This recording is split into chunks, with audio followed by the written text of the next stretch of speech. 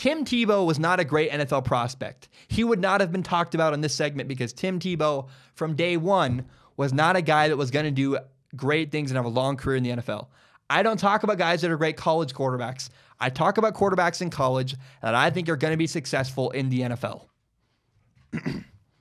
With that, I want to talk about Ryan Finley. Ryan Finley is a senior quarterback at NC State, and Ryan Finley's just not going away. I keep thinking that eventually Ryan Finley is going to get talked about less, and I sort of wrote him off after his first game against an early game in the year against Georgia State. Ryan Finley missed a lot of reads. He was ugly, made some bad decisions. I totally wrote Ryan Finley off. But commenters and people in the media, everyone keeps talking about Ryan Finley. I feel like I need to share my thoughts on him. Here's the lowdown on Ryan Fitzpatrick. There's a lot of Ryan Finley. There's a lot of good stuff with Ryan Finley, the NC State quarterback. There's also a lot of bad stuff. Let's start with the bad stuff.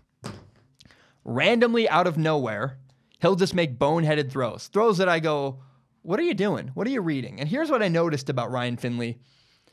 First of all, he has a tendency to throw balls up for grabs. If he's about to get sacked, if he's getting hit on a play, he'll just throw the ball up in the middle of the field for no reason. It's ugly. It's not good. That's a terrible, terrible habit that will not serve you well in the NFL. You want to step into pressure and take hits as you throw.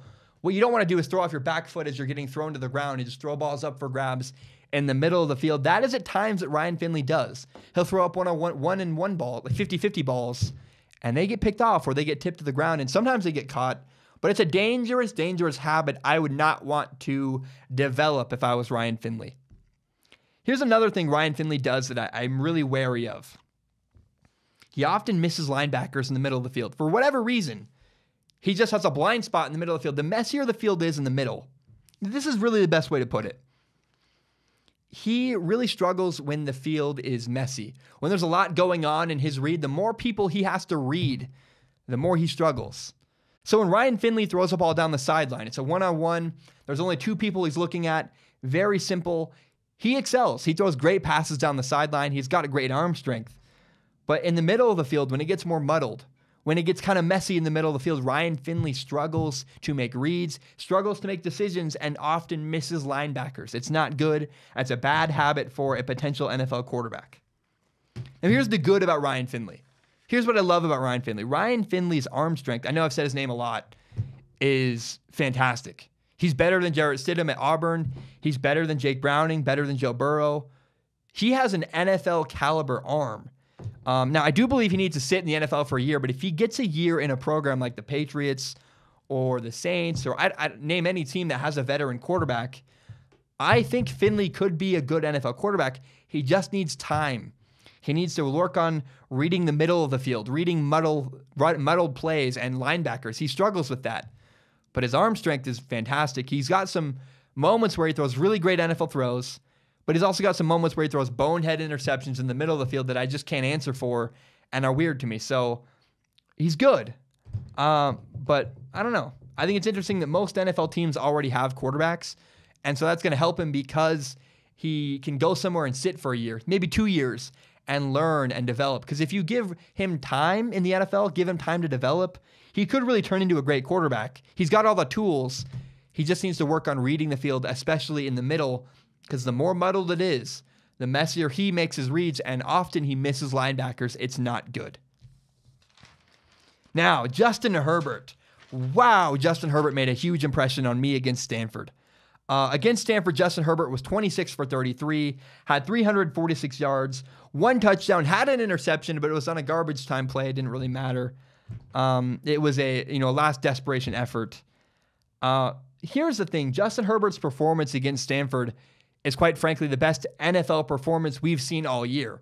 As far as from an NFL perspective, Justin Herbert's game against Stanford is the best any college quarterback has played all year. It was fantastic. I don't want to sit on it too long. I did talk about it at length on Monday. But what I love from Justin Herbert is his ability to move within the pocket, to slide right, to slide left, to create throwing lanes with his movement right or left and around the pass rush. He never panicked. He never ran to escape the pocket. He slid within the pocket to move around and get open. And that's rare because a guy like him, Justin Herbert, can run. He can move. He has a great ability to use his legs, but he only does it when he needs to. he's still very adept at sliding around in the pocket, kind of what Drew Brees does, actually. Drew Brees uses his great athletic ability to move within the pocket, and that is what Justin Herbert does at Oregon. He really elevated his teammates. I thought Oregon was significantly outmatched against Stanford. Stanford has better athletes, and Oregon really does not have great wide receivers, and yet with ball placement, with really great throws, with great reads, great decisions, Justin Herbert elevated his teammates at Oregon and actually got Oregon to overtime. They lost to Stanford, but he made it quite a game, and that's because of Justin Herbert. Now, I just want to say I completely undervalue Justin Herbert. I was wrong. I heard all season, all off season, all leading up to the year, I've heard Justin Herbert is the best quarterback in college football. And, I agree with that now. I was wrong. He probably is the best NFL prospect in all of college football. And that's not an overreaction. I just was very reserved. I kept saying, I want to see it. I want to see it. I'll wait for proof. And we got proof. I said, I'll wait until I see it from Justin Herbert. I did on Saturday against Stanford. Justin Herbert is the real deal. He is the best quarterback prospect from an NFL perspective in all of college football. Justin Herbert is legit. How about Drew Locke? Drew Locke is the quarterback for Missouri. And this Saturday, Drew Locke played Georgia. And I compared Justin Herbert's performance and Drew Locke because both of them were playing teams that are significantly better than their team. They were playing rosters and were outmatched. And where Justin Herbert excelled, Drew Locke was far more pedestrian. Drew Locke was not bad. He was, 23 for 48, which is a 48% completion percentage. He had 221 yards passing. He had no touchdowns, did run for one, but he also had an interception. That was not his fault, by the way, an interception that was tipped. But I did not expect Drew Locke to beat Georgia. Georgia's one of the best teams in all of college football. Nobody thought Missouri was going to upset Georgia. But I will say it's really hard to watch Justin Herbert elevate his team, play so well, and carry Oregon to a competitive game against Stanford. And when you contrast that with Drew Locke struggling against Georgia, it's hard to live up to that. It's hard to go, ooh, I feel really good about Drew Locke because I don't think Drew Locke did anything wrong, but Justin Herbert significantly outshined Drew Locke this week. He made Drew Locke look bad. And something I still haven't seen from Drew Locke, to this point, I still have not seen Drew Locke go from his first, second, and then to his third and fourth reads. He rarely gets all the way through his progression. Again, a lot of that's arm strength. A lot of that's his ability to get guys open. He doesn't need to come off reads. But I really haven't seen a high level of understanding the defenses from Drew Locke. He's not bad. I'm not criticizing him too much. But where Will Grier and Gardner Minshew actually at Washington State and Justin Herbert, these guys are getting all the way through their progressions. We just have not seen that yet from Drew Locke. And I'm not trying to hold it against him, but I want to see him get deeper in his progressions. I don't understand what it is. He's usually throwing to his first or second read, and I want to see him progress later in his reads. Now, another thing I want to say about Drew Locke is that he's not great in a messy pocket. Where, again, a guy like Gardner Minshew at Washington State actually really impressed me. Justin Herbert, these guys in the Pac-12 are moving around within the pocket. They're stepping right, they're stepping left, they're creating throwing lanes. Drew Locke does not do that. He's largely a statue. He largely stays put, and often he can get away with it. He had a lot of time to throw against Georgia, but I want to see there's another level of polish I'm not seeing from Drew Locke. I'm not seeing a guy that moves comfortably in the pocket. I'm not seeing a guy who gets to his third and fourth read, and so I want to see those things before I elevate Drew Locke to being a top quarterback in this draft class. Here's what I loved about Drew Locke. A tough loss to Georgia. He kept fighting through the entire game. He didn't have a touchdown pass. He ran for one at the end of the game. I thought that was so cool. He just kept fighting all game. And that's it really shouldn't be understated. It's easy to get discouraged when you're getting your butt kicked. And he just kept fighting and kept Missouri hanging around. And that's what I really want to commend Drew Locke from is he didn't have a lot of touchdown passes. They ran the ball pretty well, actually. But he kept fighting and he kept Missouri hanging around. And it is worth noting, even though they didn't win, even though they weren't as competitive as Oregon was with Stanford, Missouri hung around with Georgia, and that's because of Drew Locke and his continued effort to keep fighting throughout the game. I mentioned this earlier. I rarely talk about Washington State football, but I want to talk about their quarterback. Gardner Minshew is a senior quarterback at Washington State, and he's wonderful. I really have been impressed with him. He's got solid arm strength. He's above average with his arm talent. He's not Drew Locke. He's not Justin Herbert, but he's got a pretty good arm. He's actually got an NFL arm better than Jarrett Stidham and some of these other guys. But what Gardner Minshew's doing that actually many quarterbacks in college football are not is his ability to identify coverages. He is getting to his third and fourth read. He's working all the way across the field. He's moving around. He's doing things and recognizing defenses in ways that many college quarterbacks do not do. There was a play against USC this week where USC brought the house. They blitzed. And Gardner Minshew hung in there, threw the ball. So the linebacker blitzed. Gardner Minshew threw the ball where that guy once was and actually threw a touchdown on a post. It was highly, highly impressive to me. It showed a great understanding of the defense, and that is what Gardner Minshew does so well. Nobody really watches Gardner Minshew. No one's talking about him nationally. I've watched every single snap. I work at games for him. I watch everything he does. He is getting really, really good at recognizing coverages. He's getting good at decision-making, execution, and he's got a kind of an ability to extend plays that most quarterbacks don't. You know, when Will Grier gets out of the pocket, I cringe. When Jake Browning runs around outside of the pocket, I cringe. When Drew Locke runs outside of the pocket, I cringe. I say, don't do that. Don't extend plays. You guys aren't good at that. Gardner Minshew has an ability to extend plays similar to what Aaron Rodgers does, actually. And I wouldn't be surprised if Gardner Minshew actually got a chance at the NFL. He's better than Luke Falk was last year. Luke Falk is a legendary quarterback at Washington State. Gardner Minshew's playing at a higher level, doing different stuff with defenses, showing a greater understanding and a greater ability to read defenses. It cannot be understated. Nobody's paying attention to Gardner Minshew at Washington State. He is fantastic. He's doing a great job reading defenses. He looks like Will Grier, and no one notices, and they will eventually because he really is doing a great job understanding coverages. And that's where we go to Will Grier. Will Grier is a West Virginia quarterback. Look, this guy's having just an incredible season. He had a highly average game against Kansas State and still won 35-6. So against Kansas State, Will Grier was 25 for 35, 356 yards passing, 5 touchdowns, and 2 interceptions. I know he's frustrated about those interceptions, but I'm just continually impressed every time I watch Will Grier at his ability to move through his progressions. First read, second read, third read, fourth read, check down. He's just getting all the way across. And it kind of looks like 7-on-7 for Will Grier. His mental capacity of understanding defenses is unreal. Now, I do wonder about Will Grier's arm strength. It's not how far he can throw. I know Will Grier can throw the ball far enough. It's can he drive the ball between defenders in the middle of the field. I don't know that Will Grier, for example, I would compare him to Baker Mayfield. Baker Mayfield has a much stronger arm than Will Grier. And I just am concerned. I don't know if I may be watching too many other quarterbacks, but when you compare Will Grier to Tua and Drew Locke and Justin Herbert or Ryan Finley, Will Grier does not have as strong an arm as any of those guys. And I would not want him to play in cold weather like Pittsburgh or Cleveland, Cincinnati or Cleveland. I don't know that he has a top, or Buffalo. I don't know that I want a guy like Will Grier playing in those conditions because his arm strength simply isn't as high as it could be. He's fine. He's adequate. He'll play in the NFL.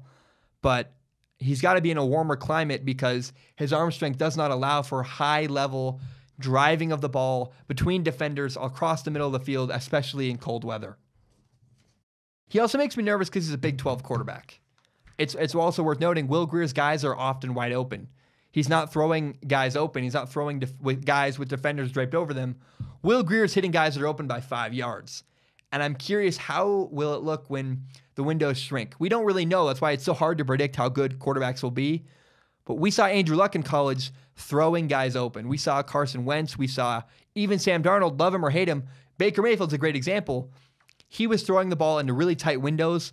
Will Grier is not throwing the ball into really tight windows. He's doing everything correct mentally, but I want to see more from Will Grier before I'm ready to say, yeah, he's the best quarterback in this draft class. Right now, it's actually Justin Herbert. How about JT Daniels, the USC quarterback? USC beat Washington State 39-36 on Friday night, actually. Here's the coolest thing I saw from JT Daniels, the freshman quarterback. He's 18 years old. He is unflappable. Nothing phases this kid. He's not very polished. He misses a lot of throws. He's got some really choppy, ugly footwork. But despite all of his moments where he struggles, JT Daniels continually makes very confident, high-level throws. He'll miss a throw. He'll miss one here. He'll throw a bad throw. He'll miss a read, yada, yada.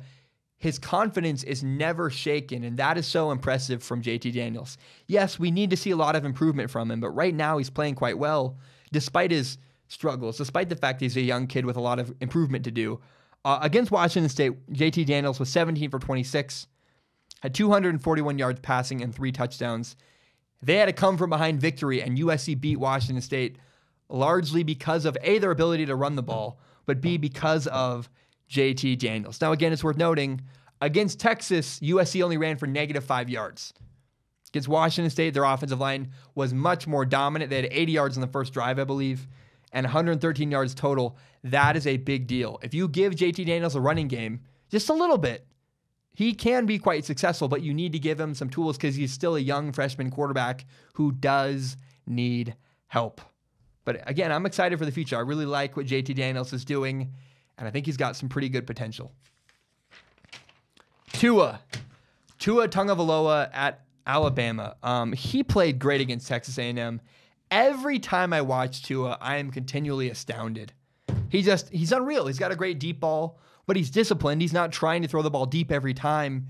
He takes what the defense gives him. He's trying to make the right read. He prioritizes making the right read. That is so impressive from Tua.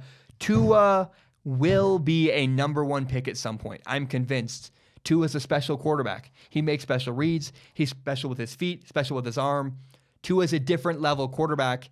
He's the best quarterback maybe in the nation. I think Justin Herbert's more polished, but Tua would go to the Cowboys right now and make a difference, I believe. I think he's that good, and I'm really excited to watch him progress and see where he goes because, man, if Tua, I think Tua Tagovailoa is a special quarterback. Okay, we're going to do rapid fire. There are 4 quarterbacks I want to talk about. Joe Burrow, the LSU quarterbacks, he's just average. You know, he was 16 for 28, had 191 yards, no touchdowns, no interceptions. Joe Burrow, LSU's quarterback, is a game manager. That is what we've learned from him after 4 weeks in college football. I like him. I don't hate him. But Alabama's going to beat LSU this year because LSU's quarterback, Joe Burrow, cannot win you games. He won't lose you games with mistakes. He's kind of like Alex Smith. But Joe Burrow cannot win you games. Jarrett Stidham at Auburn had kind of a pedestrian game against Arkansas. Look, Auburn killed Arkansas. I don't know. I don't know what to take away from this game. It's not very much. He was 15 for 22, 134 yards passing, no touchdowns, no interceptions, ran for a touchdown. It's worth noting I am cooling on Jarrett Stidham quite a bit because the cream is rising around him, and Jarrett Stidham's still staying where he is. I think he's a guy that is going to be a second or third round draft pick that needs to sit for a year. I'm not super high on Jarrett Stidham. Jake Browning, the Washington quarterback, the quarterback at UW. He's good at operating. He's a system type quarterback. The one thing that Jake Browning at UW does that I don't like is he needs to start stepping up in the pocket. When Jake Browning runs backwards and tries to make plays by escaping backwards, it never works. It goes wrong. He loses yards. He throws interceptions. We need to see if Jake Browning wants to be a legitimate NFL prospect, he needs to start stepping up in the pocket rather than running backwards. Eli Manning steps up in the pocket. Tom Brady, Drew Brees, these guys that win in the pocket step up. And right now, Jake Browning's running backwards and it's not working. Finally, there's a guy you need to pay attention to. I've been saying this for 2 weeks now. Cole McDonald, the Hawaii quarterback, is going massively under the radar. He has 20 touchdowns and 1 interception. I understand he's playing against Mountain West teams, but Cole McDonald, the Hawaii quarterback, is very talented. He's very special, and he's worth paying attention to. He's only a sophomore. He's going to get a shot at the NFL. I think he'd be great in a system like the Patriots. Pay attention to Cole McDonald. At some point, he is going to be an NFL prospect that people are going to talk about. Put him on your list now. At some point, he's going to be a big deal. All right, let's rank the quarterbacks. I'm going to rank 10 of the quarterbacks. I'm leaving Cole McDonald off the list. I'm leaving JT Daniels off the list. They're too young. I don't feel comfortable. It's too early for them, but I do like them. So my number one quarterback in the nation as of right now in college is Justin Herbert. He's the best quarterback prospect right now. He is fantastic. He moves around. He makes precision throws. He has great touch, great accuracy. Justin Herbert is the best quarterback in all of college football. Now, Will Grier is my second quarterback. I am putting him second because of his decision-making. His ability to read defenses is uncanny. And I want to put it I'm putting Gardner Minshew at fifth on the list, but Gardner Minshew and Will Grier are very similar quarterbacks. And I think Gardner Minshew at Washington State he might be even better at reading defenses than Will Grier is. I don't know.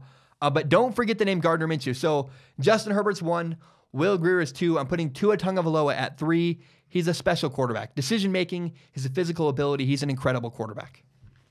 Drew Locke is my 4th quarterback in the nation. I love his physical ability, but I want to see better decision-making. I want to see his ability to move within the pocket. We need to see more if Drew Locke is going to move up in this ranking. Gardner Minshew is my 5th quarterback in the nation. I know it's interesting. He kind of came out of nowhere. I've been watching him for 4 weeks, and he just every single week continues to impress me. His ability to understand blitzes, to understand where the holes are in the defense, to have the comfort to not just work through his progression. He's not a statue back there. He slides and moves his eyes with his slide. Gardner Minshew is one of the better quarterbacks in the entire nation right now, and nobody knows who he is. Gardner Minshew's going to get a chance at the NFL. I believe that, and I think he might be ready. Ryan Finley is my 6th quarterback in the nation. Look, he's got all the physical tools. He just doesn't make good decisions all the time. He struggles at reading linebackers. When the field is messy in the middle, he struggles to make good decisions. So I like Ryan Finley. He needs a year to sit before he's really going to be a viable NFL quarterback. Steven Montez from Colorado is my 7th-ranked quarterback in the nation. Look, he's making a lot of NFL throws. That's why he's on this list. He's not played high-level competition. He had a week off last week. But he could very quickly climb this list if he keeps it up. The things that Steven Montez are doing, he's got the 2nd-best deep ball in the NFL, in college football, for example. Steven Montez is a fantastic prospect.